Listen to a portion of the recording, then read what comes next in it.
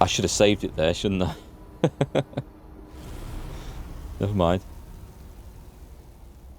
It was indeed a one-way trip. Well, it looks like I came suitably attired for it anyway. Robin, you're just in time. The phase gate is opening. Oh, was that not the other planet? You've been hiding a phase gate here this whole time. Only for the last millennium. It will lead us home. Okay. No wonder you hid yourself from Altera. It was imperative to keep the homeworld safe, in hopes that the others survived. Yeah.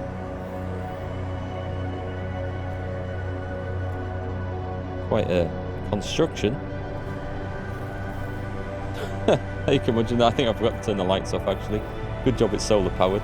Will you help me prepare the ship? The energy masts must be moved into place. Well, this is different. We've made a friend here, then. Oh, do I have to go and... Do you want what? Do you want me to go and jump off this? I am assuming these are energy masts.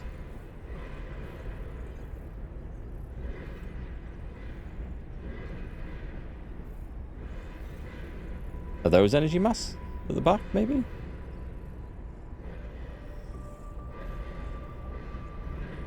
Okay, well, let's assume those things at the back are instead then. If he's not going to tell me anything. Nothing to do with that.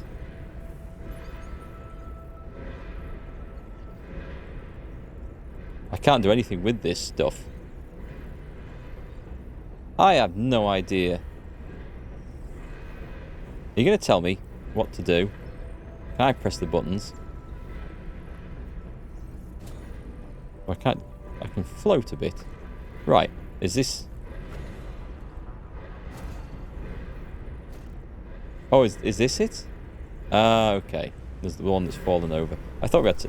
We said the energy masts must be moved into place. He said plural, I think.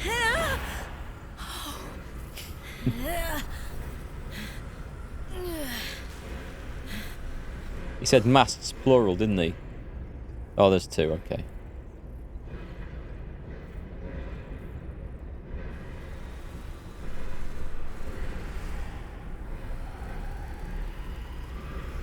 Still think the prawn suit's better. No! Whoa! You klutz.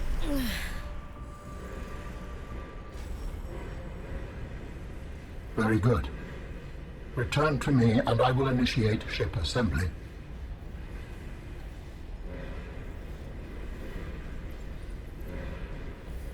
Thank you. The masts are in place. The energy field is ready. There is no time to lose. Am I going to be able to get a sandwich over there? Because if not, I really need to go and bring some stuff with me.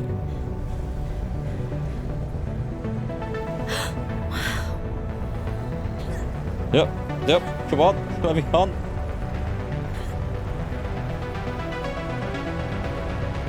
Oh, he's building a ship. Okay.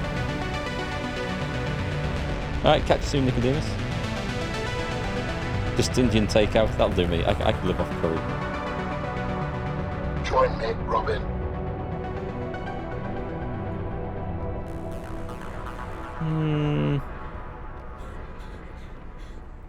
Interesting fabricator he's got there. Notice he didn't have to go around the planet picking up bloody seaweed and kelp and diamonds to build it.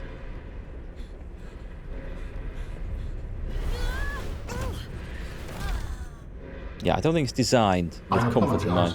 The levitator was calibrated for heavier bodies. I would have helped you to your feet, but as you can see, I have been fully integrated with the ship. Is this permanent? Nothing is permanent. Are you ready to go? Yeah, you could say that. Ready to leave the past behind. Good. Please brace yourself, and then we will depart. Brace myself with what?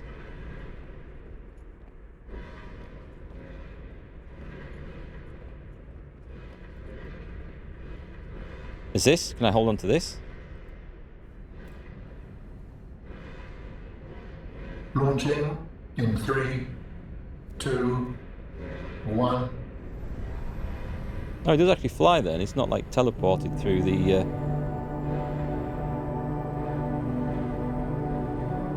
Or is it? Is a phase gate going to do the job?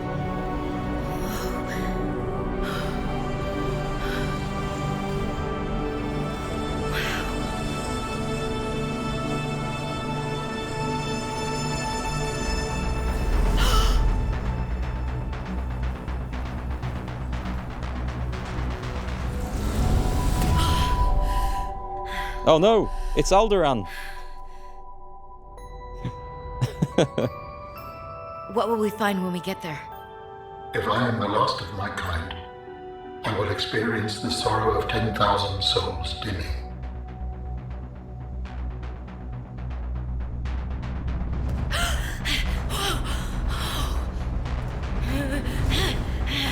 Okay, relay station.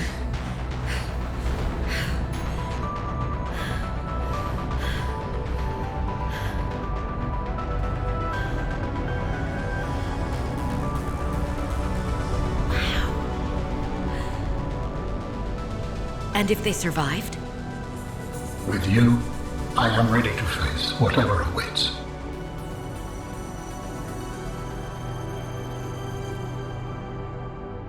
Oh, that was sweet of him. Do we get to see anything?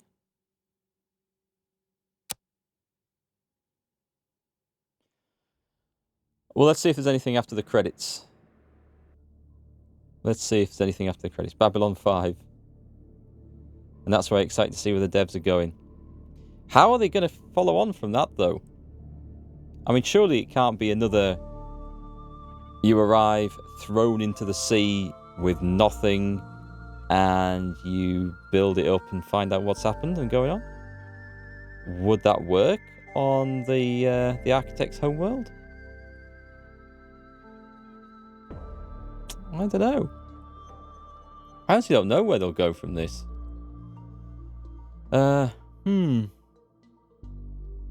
It's an interesting story because for a lot of it, yeah, a lot of that stuff, the game is so disjointed with its story. I was talking to a friend about this last night, and the issue is that, I think the issue is that you can go anywhere you want right from the start, but you're not actually led in any direction. So you pick up the stages of the story, but not in an order that they necessarily make a load of sense. So I don't think it flows very well. It's like watching a murder mystery scene where the detective arrives and there's John's body. He's been knifed to death. He's in a pool of blood on the floor. And you think, right, okay, we have a murder victim. And then the next scene, you walk in and there's Bert holding a bloodstained dagger, crying, going, oh, I had to kill John. He didn't love me back. I had to kill him. Okay, so we know who did it and the thing. Then you go into the next scene and the detective's like, I wonder who could have killed John and what happened. And it doesn't work.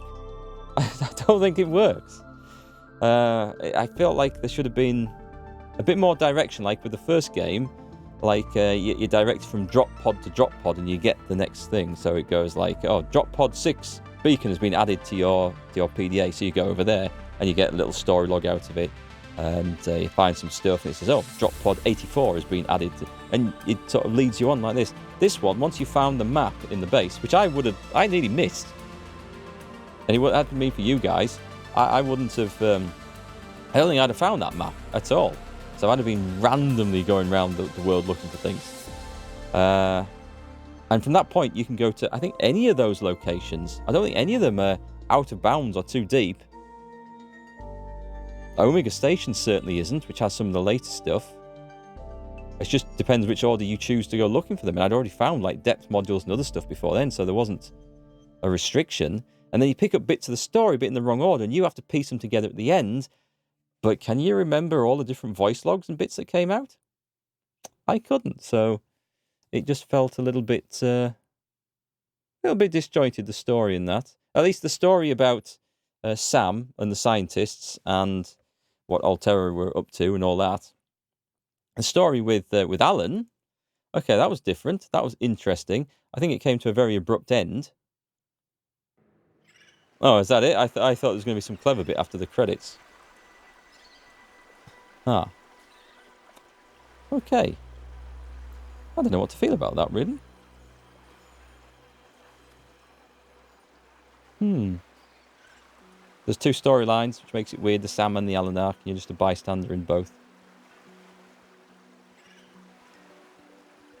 More Altera evil. Yeah, I thought that was played out, which is the theme of a lot of things.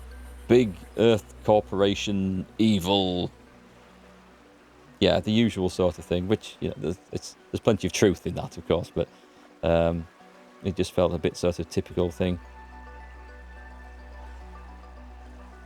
Did they kill Sam? What actually happened to any of those people? What did kill them? I don't know.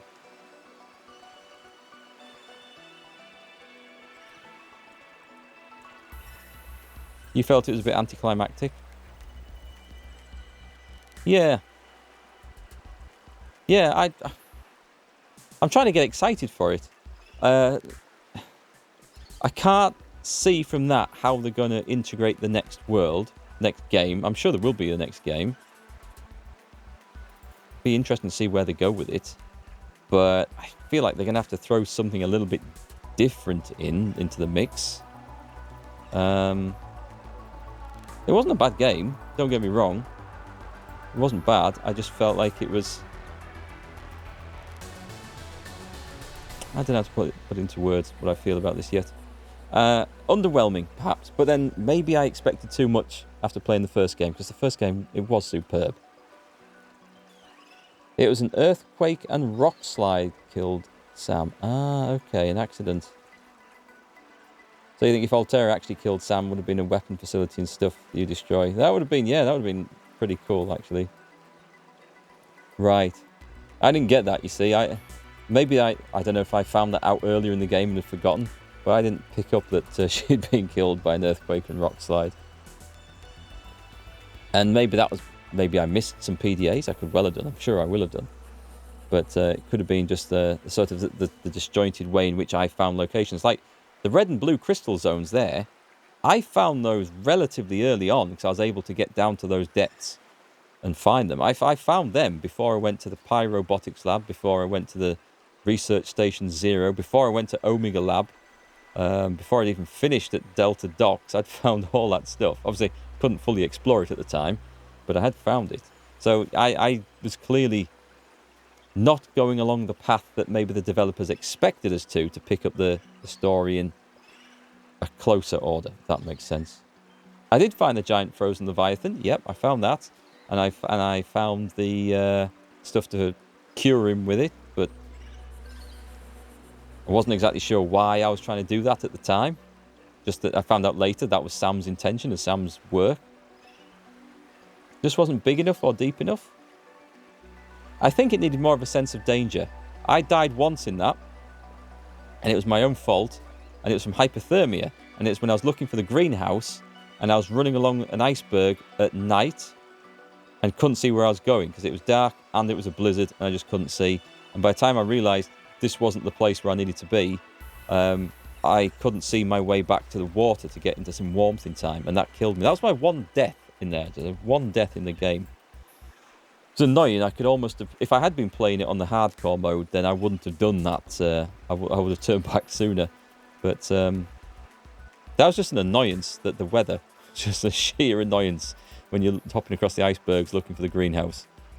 Because you either can't see because of the blizzard, or you can't see because it's dark. So you go and wait for the night to go, and you come up and you're like, oh god, it's blizzard, right, well I can't see, so I might as well sit here. And then by the time the blizzard's gone, it's night again, and it's driving me mad. I didn't love it. No, I did love the first game. I really enjoyed that. I felt like I felt more engaged with the story. I felt more of a sense of danger from things. There was some real scary biomes in that. Like just the depth of the edge of the world where you'd look over with the Seamoth and all you could see is just this precipice and just dark down there. And just looking at it, I was like, no, I don't like that. I'm turning around and going away. I never got that sense in here at all. And the fact that those Leviathans, even the big ones down in the crystal caves, do nothing to you if you zap them fast enough. I mean, absolutely nothing to you. That's it's disappointing, I've got to say. Because suddenly I feel like I'm not being challenged by the game.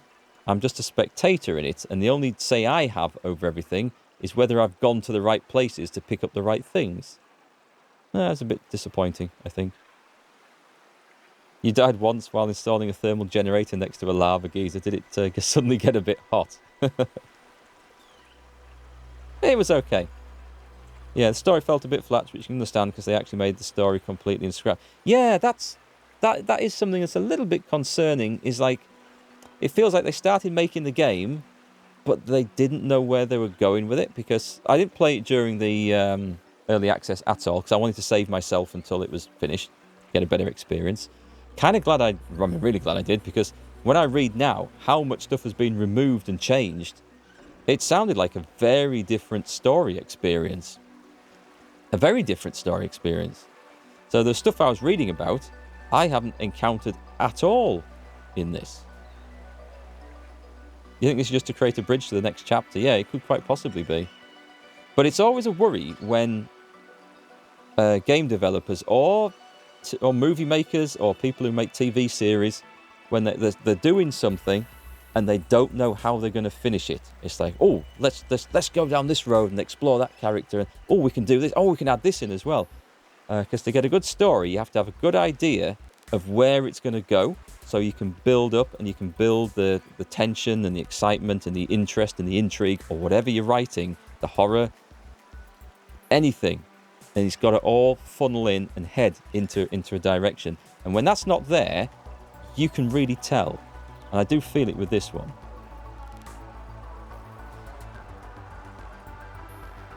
During the early access, Sam was alive and you were sending stuff up to her on the satellite base. That's completely different then. Flippin' heck. Strange things happens when investors show up with money. Is that what happened? And did investors say, yes, we like the work you've done, but we think it would look better if you went in this direction instead? I don't know. I've enjoyed most of it. Some bits were a bit frustrating. It just definitely wasn't as good as the first game. And if you've never played either of these, if you're watching this on YouTube or if you're watching me on Twitch or wherever, definitely play the first game. You'll love it. It was really good. I love it. I think the scenery was not more beautiful. What I think was underplayed in this is the temperature. It's cold below zero, possibly because it's set in the Arctic, but most of the time you're not below zero. You're nice and warm underwater. Even when you're swimming, you're nice and warm underwater. And I think they could have made a bigger environmental hazard out of the temperature. It's only when you're doing the overland bits that the temperature is an issue. The overland bits are awful, in my opinion. But it's not that big a deal there, really, either. So I think the first game is prettier than this. But that's my personal opinion. I mean, I could swim around in the shallows on the first game forever. I absolutely loved it.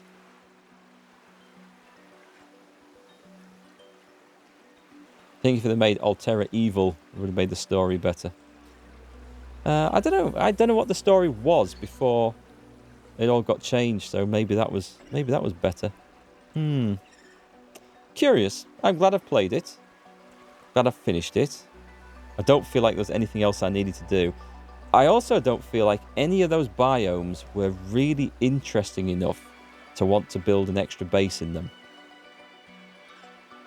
I think the biomes in the other game, they felt bigger, wider, with more stuff going on. I guess in this one, though, you take your base with you in the sea truck, so it's not quite so essential, but... Yeah, you never thought there was a reason to build anything other than the original base? I tried to build one in the Arctic just to power the Snow Fox. I didn't realise that it would have just powered from its pad, and so I thought I need to build a little base to power the pad to charge up the Snow Fox and stuff. Turns out that's not the case, or it doesn't seem to be. So I didn't need that base even.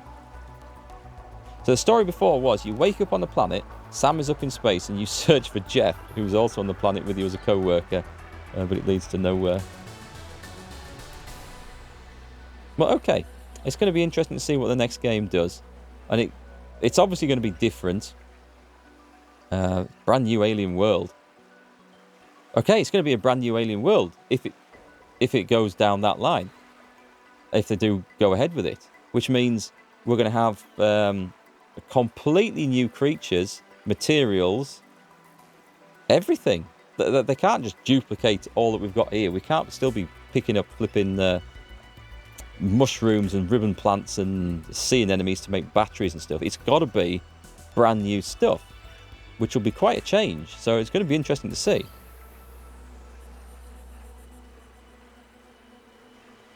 To you, it seems that during the creation of Below Zero, they figured out that they could actually build more storyline on the architects and precursors. I think that's a good thing. I think what they've added in there was quite good. I think there could maybe have been more danger involved in finding the architects' fabrication facilities and finding the bits there and stuff. Or maybe we could have uncovered more logs of the other architects to see what happened to them. Because this is basically telling the story, their story, what happened in the original Subnautica. That would have been cool, wouldn't it? Now, we could have forgotten about Sam's story and that. Well, that was maybe dealt with by that point. And then gone looking for these alien artifacts to build Alan a body. And then found out loads of things about what went on. And after Alan accidentally released the bacteria, or let the bacteria out. And the reactions of the other architects, the emergency procedures they put in, that big laser that was built, that could all have been some really cool story that would have... Now, that would have fit in well. I would have liked that. Yeah, oh, we'll see what the new world is going to